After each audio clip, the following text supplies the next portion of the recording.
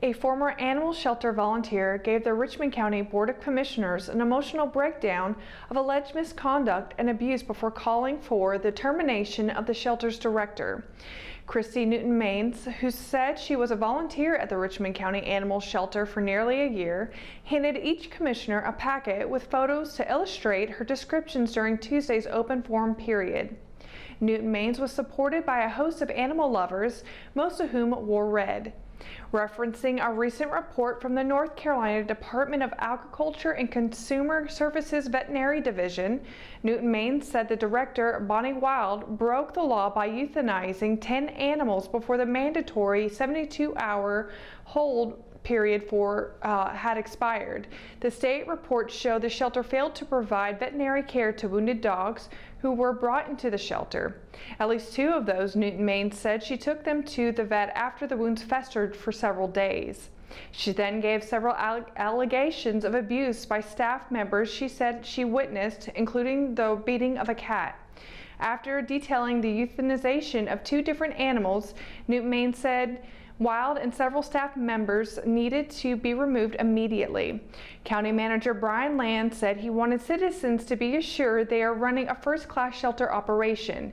He continued on saying that in addition to the numerous positive comments they received from the state inspector's report, he is extremely pleased with their adoption outcome stats. He added that the euthanasia percentages have been cut by almost 80%, from 1,400 to around 300 per year, including a 31% decrease within the past 12 months. For the full story on the County Commissioners Board meeting about the shelter, you can visit richmondobserver.com. Several downtown businesses got together for Giving Tuesdays to support the Humane Society of Richmond County. In front of Remax Southern Realty set a load of dog food, cat food, dog biscuits and other treats, cat litter and a fleece blanket. The businesses also collected $150 in donations. Giving Tuesday is a global generosity movement started in 2012 as a day that encourages people to do good. Corey Davis with the Humane Society said it was one of the largest one-time donations the organization has ever received. When we return, we've got your Live at 5 weather report. It's coming up right after the break, so stay tuned. Richmond Community College's Electric Utility Substation and Relay Technology program is a game changer.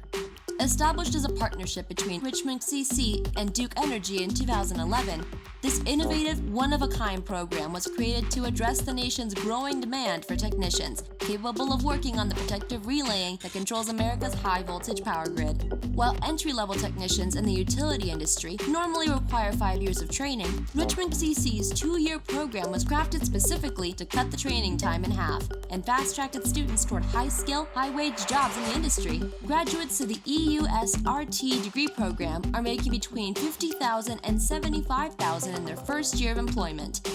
As lead instructor Steve Lampley said, "We have the program, we have the jobs, now we need more students." Enroll in Richmond Community College's Electric Utility Substation and Relay Technology today. McNair Auto Sales is the place to buy your pre-owned car, truck, or van. To be the best, it takes big selection, friendly staff, and great pricing. We guarantee a no-hassle buying experience, and financing is available right on site. So come see us today. We're located at 1026 East Broad Avenue in Rockingham. And remember, with over 40 years of experience, you know McNair is the name you can trust.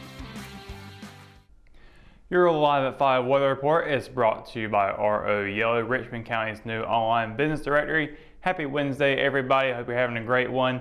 It has been a really warm day outside. A little bit cool though with just the way temperatures have been typically, but the sun has been out all day long. So not a whole lot of worry of it being too hot, too cold, kind of right there in the middle for some people. Me personally, I prefer to stay indoors where the heat is. But looking at tonight, we are seeing it getting down into the high 40s rather, 49 at 7 o'clock, 46 at 9, and it's going to continue to drop down just a little bit more. Of course, with a whole lot of activities going on outside, especially this week in general, we are definitely encouraging everyone to bring you a jacket if you're going out to any of these events. Of course, Richmond, Rockingham had their tree lighting ceremony last night. Hamlet had theirs Monday night. We've got plenty more of those coming up this week. So let's talk about tomorrow specifically with 30s in the area across the entire Sand Hill, starting in Fayetteville with a high of 59, low of 37.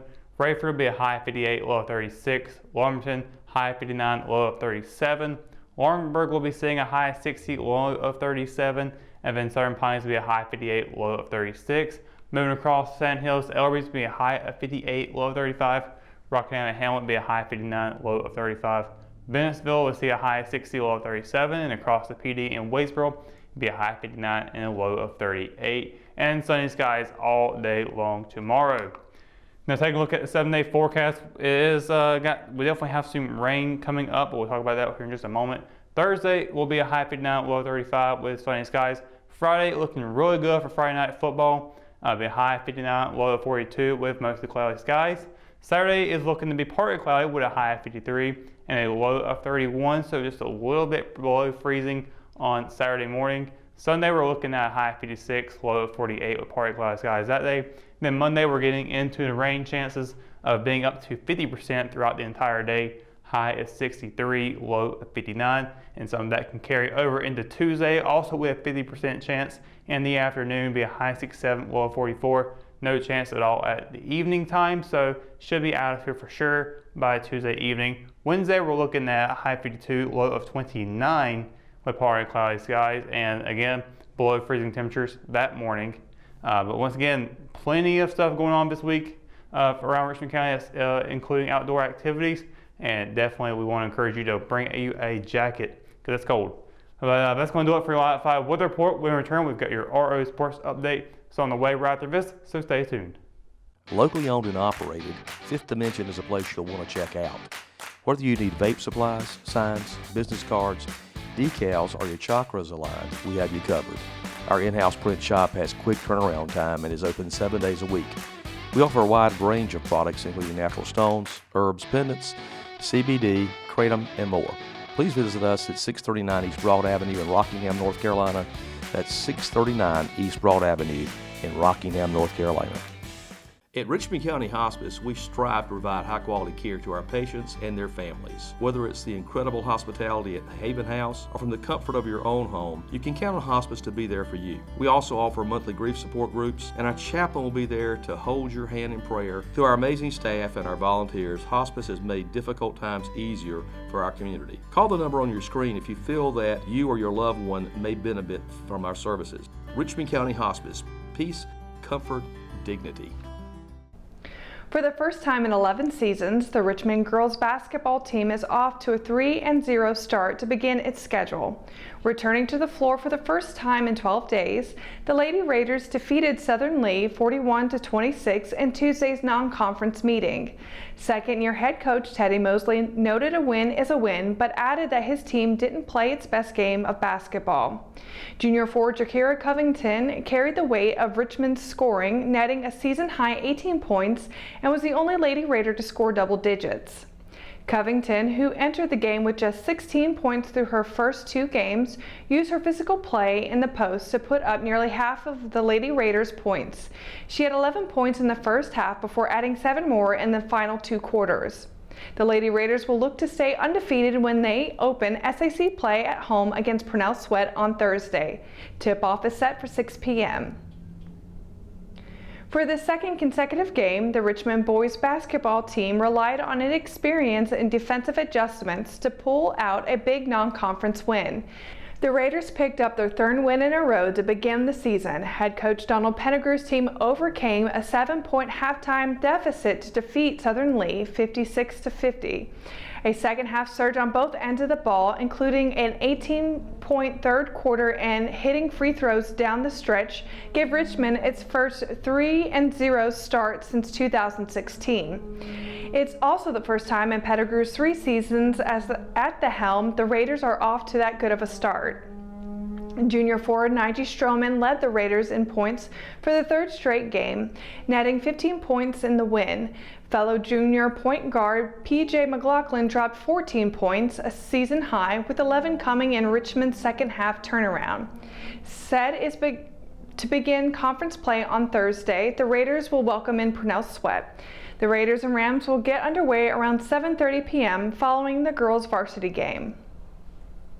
And that's going to do it for tonight's edition of Live at 5. For the latest news, sports, and events happening in Richmond County, you can always visit richmondobserver.com or download the free Arrow app for your mobile devices. For the Live at 5 crew, I'm Sarah Minks. Thanks for watching, and we'll see you tomorrow. Good night, Richmond County.